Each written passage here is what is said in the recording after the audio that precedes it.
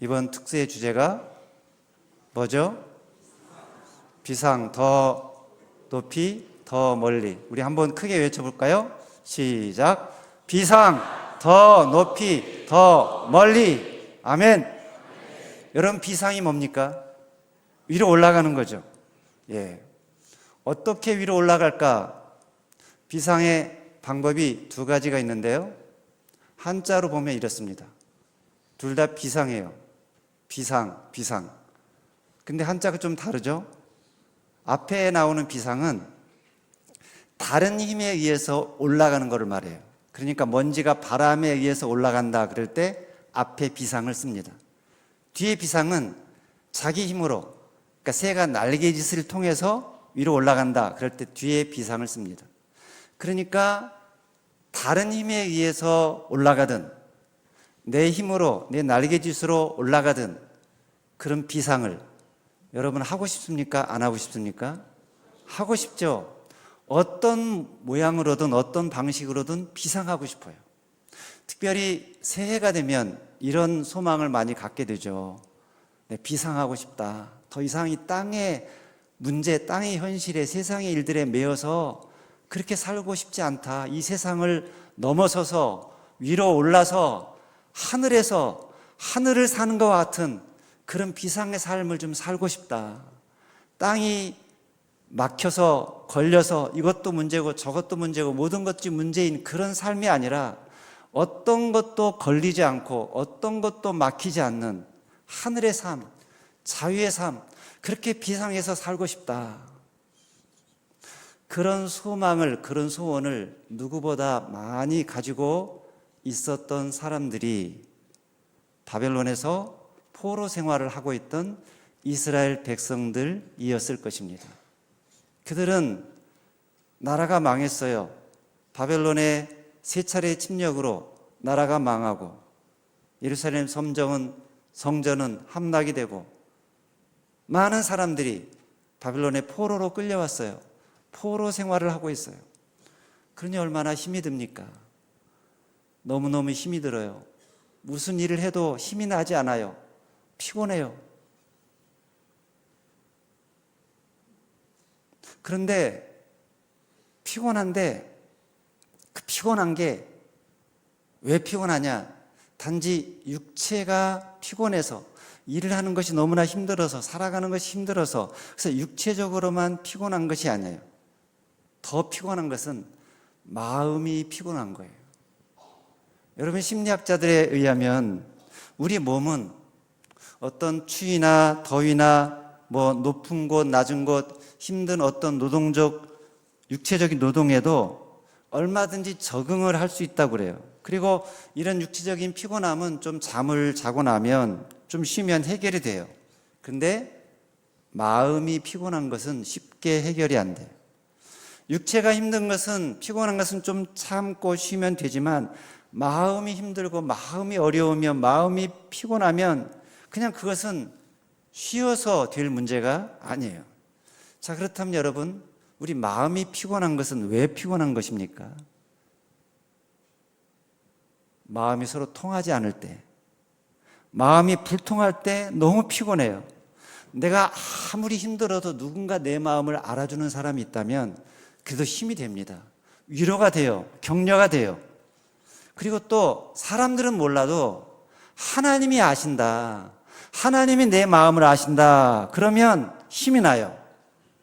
근데 문제는 하나님도 내 마음을 몰라. 하나님도 나를 알아주지 않아. 아무리 기도해도, 아무리 탄원을 해도 전혀 응답이 없는 거예요. 그러면 어떻습니까? 마음이 답답하죠. 영이 답답해요. 피곤해요. 시편 13편 1절 2절을 보면 다윗이 그랬어요. 같이 한번 읽을까요? 시작.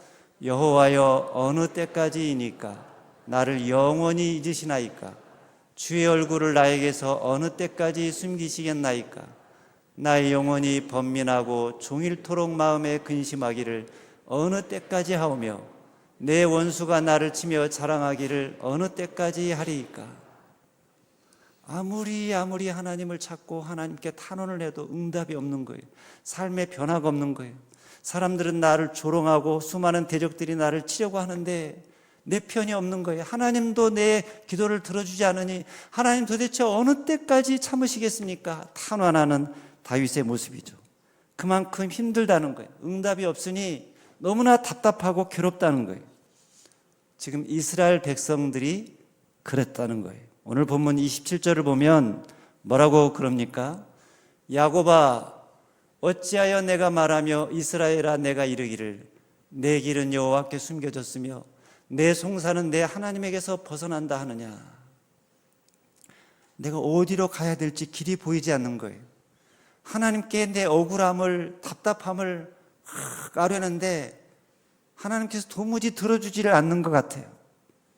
내 사정이 여호와께 숨겨졌고 내 원통한 것이 하나님께 수리하심을 받지 못한다. 아무리 아뢰어도 하나님께서 듣지 않으신다는 거예요.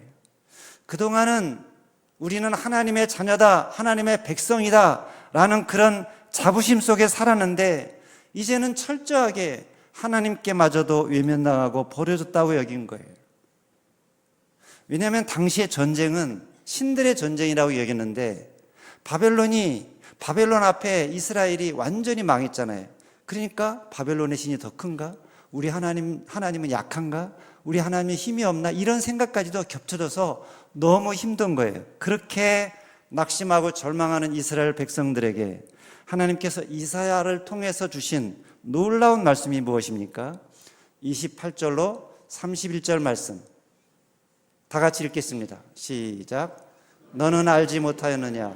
듣지 못하였느냐?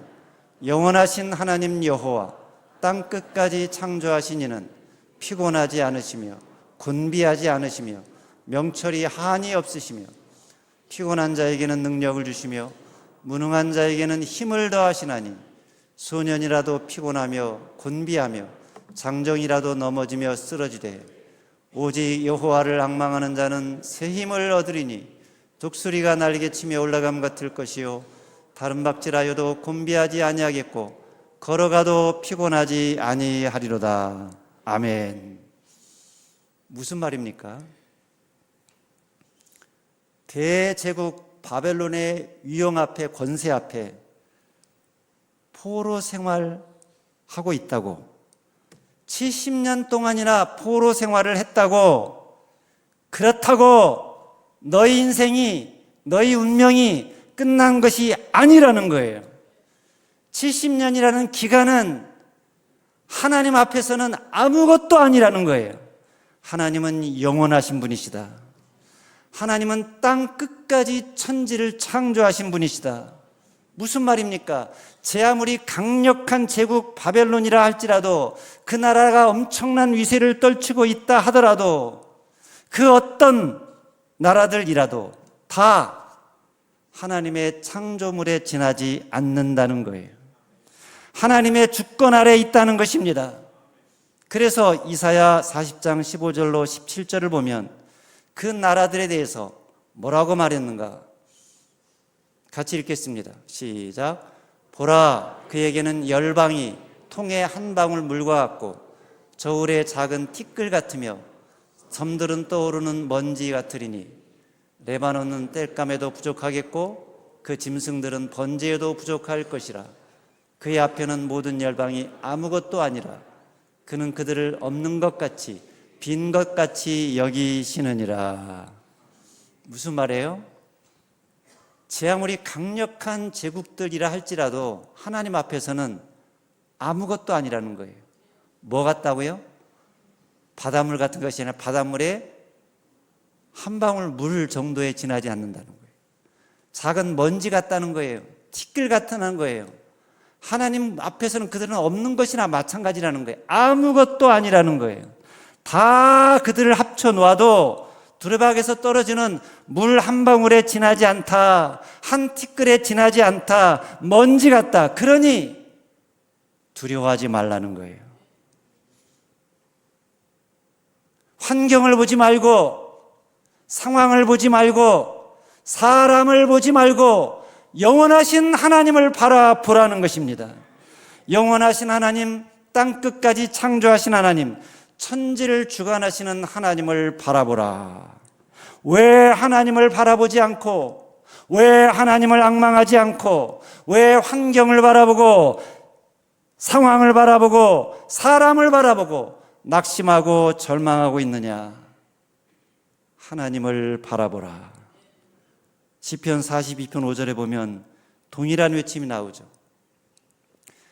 내 영혼아, 내가 어찌하여 낙심하며 어찌하여 내 속에서 불안해하는가? 너는 하나님께 소망을 두라. 하나님께 소망을 두는 것, 하나님을 바라는 것, 그것을 오늘 우리가 읽은 말씀에서는 앙망이라고 표현을 했습니다. 앙망한다. 앙망한다는 말은 히브리어로 카바라고 하는데요, 새끼새가 어미새가 먹이를 가져다 주기를 기다리면서 가져다 줄 때 입을 쫙 벌리고 그 먹이 주는 것을 받아 먹으려고 하는 자세, 그것을 앙망, 카바라고 표현을 했습니다.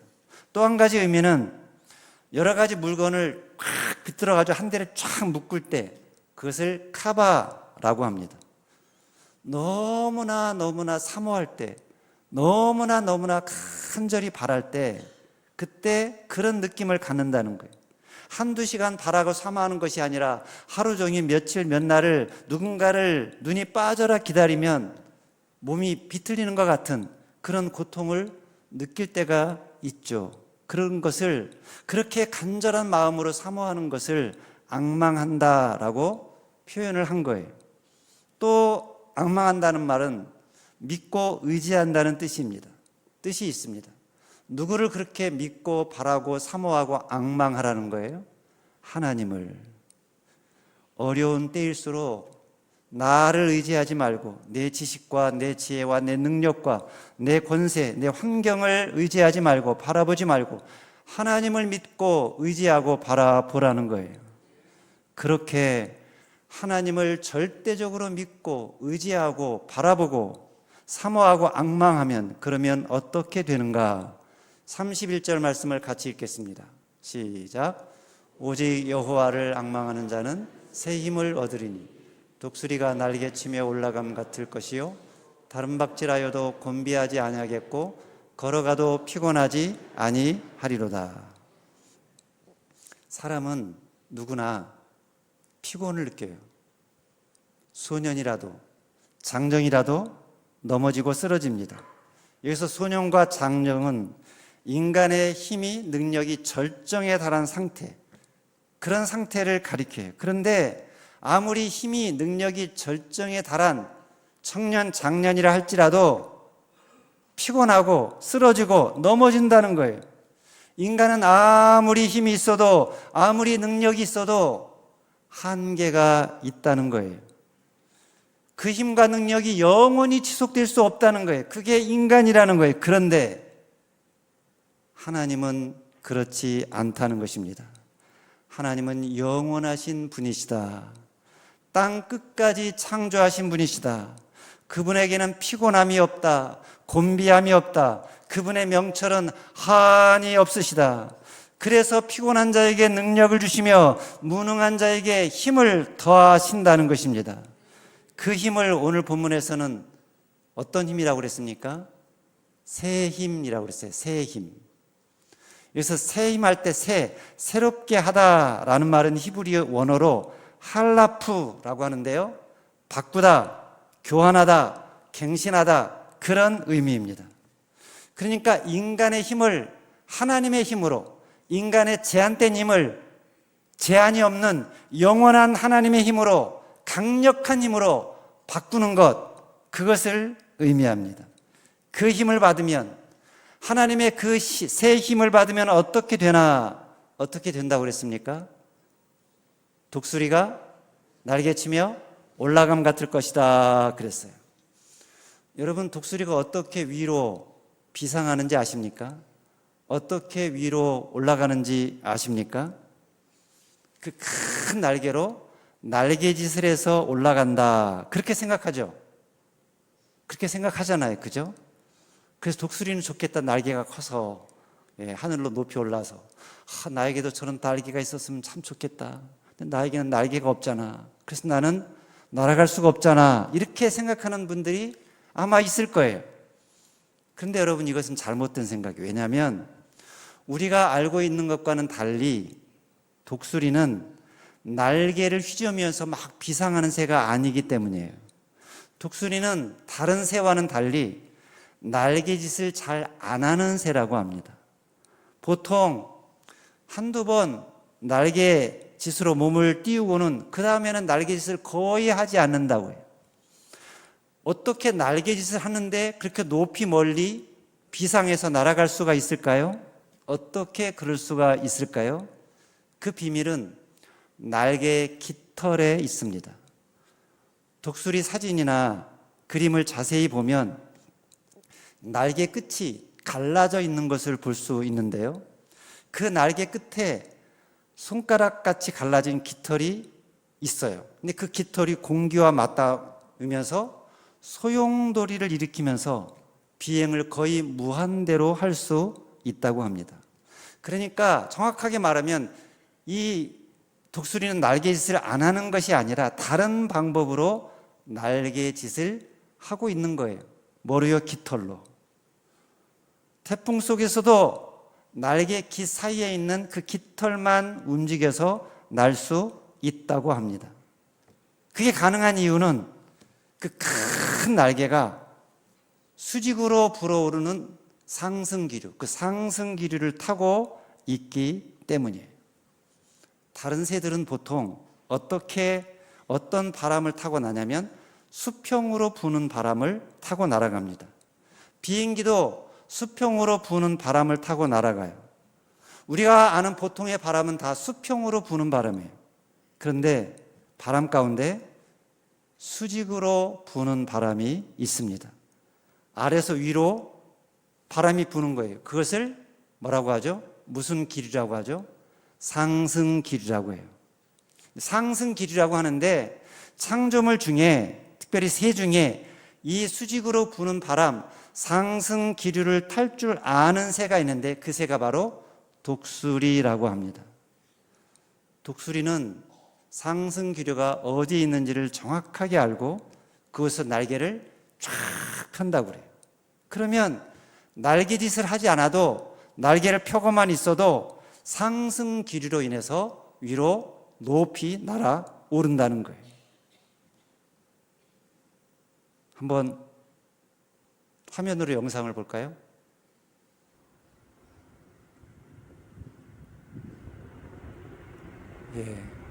독수리가 지금 상승기류를 타고 날개짓을 하지 않아도 위로 확 비상하고 날아오르는 그런 모습입니다. 그러니까 독수리는 자기 힘이 아니라 상승기류에 의해서 날아오르는 거예요. 산봉우리나 계곡 같은 곳에 앉아 있다가 수직으로 부는 상승기류가 쫙 불어오면 그때 날개를 쫙 펴는 거예요. 날개를 쫙 펴면 그러면 상승기류를 타고 위로 더 높이 더 멀리 날아오르는 거예요. 다른 새들은 닿을 수 없는, 범접할 수 없는 높은 곳으로 위로 확 날아오르는 거예요. 이 독수리처럼 이 독수리가 상승기류를 타고 오르듯이 하나님의 능력을 힘입어서 위로 하늘로 높이 비상해서 하늘의 자유와 기쁨을 마음껏 누리며 사는 자들이 있는데 그들이 바로 여호와 하나님을 앙망하는 자들이라는 것입니다.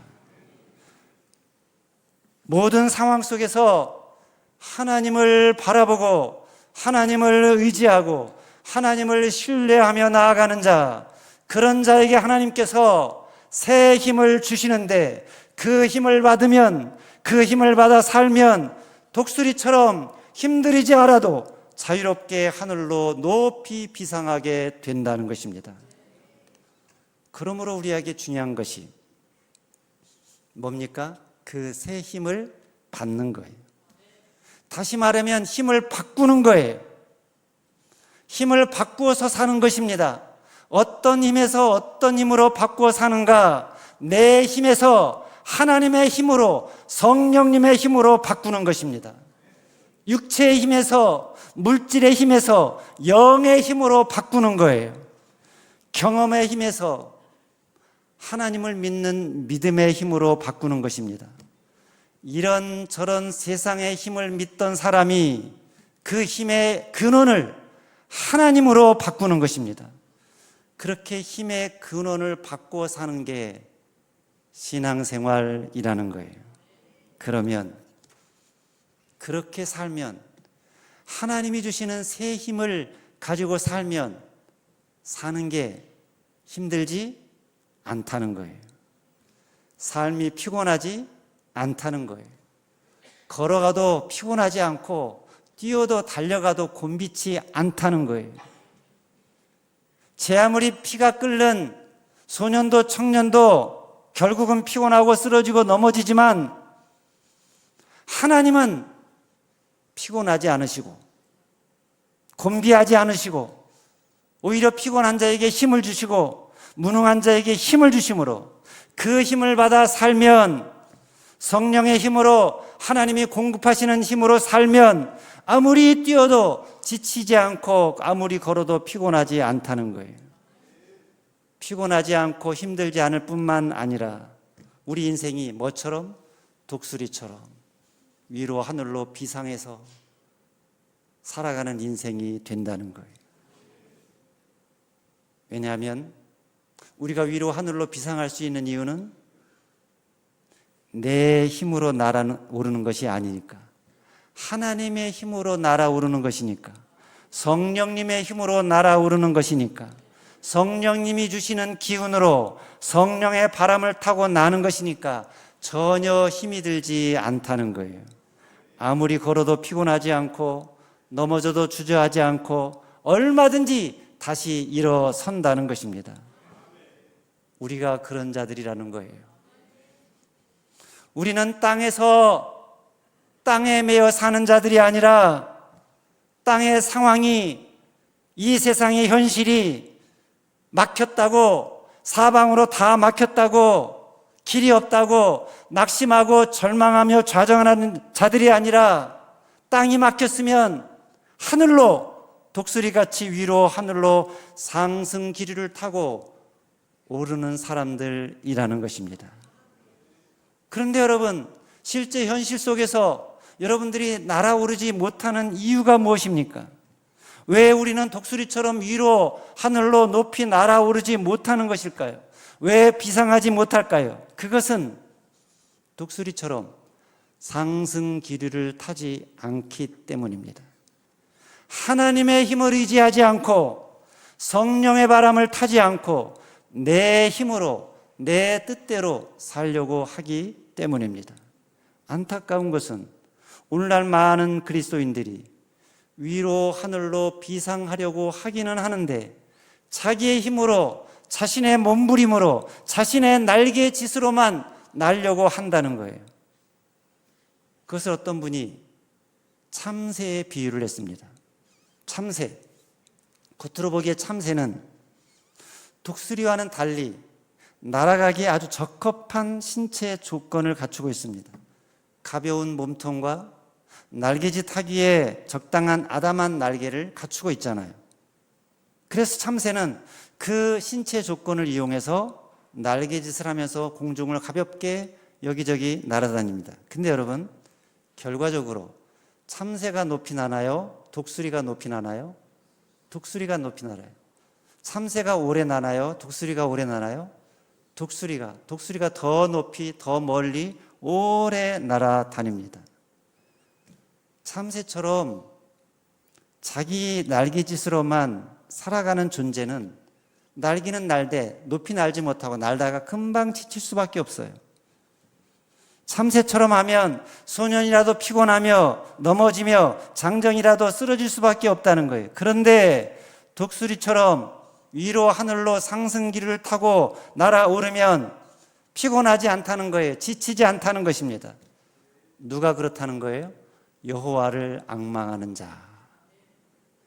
여호와를 앙망하는 자는 지치지 않는다, 피곤하지 않는다, 하나님의 힘으로, 하나님의 능력으로 사는 자는 지치지 않고 피곤하지 않고 땅이 막히면 위로 하늘로 높이 비상한다. 그러면 여러분, 하늘로 높이 비상해서 하늘에서 이 땅을 바라보고 살면 삶이 어떨까요? 삶이 너무나 재미있고 삶이 너무나 즐겁고 마치 하늘을 나는 것 같은 기분으로 살게 된다는 것입니다. 그러면 우리가 하늘의 관점과 하늘의 시각을 가지고 이 세상을 바라보면 이 세상은, 이 땅의 것들은, 이 땅에는 문제는 전혀 문제가 되지 않는다는 거예요. 여러분, 비행기를 타보셨죠?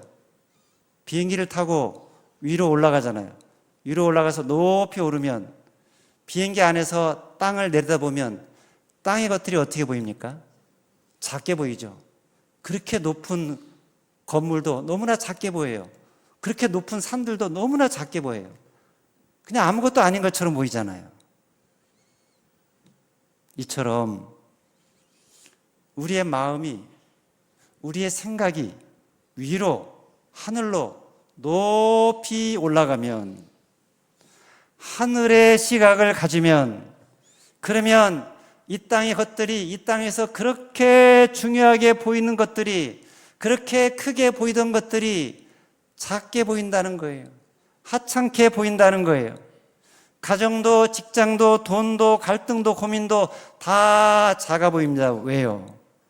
관점의 변화가 일어났기 때문입니다.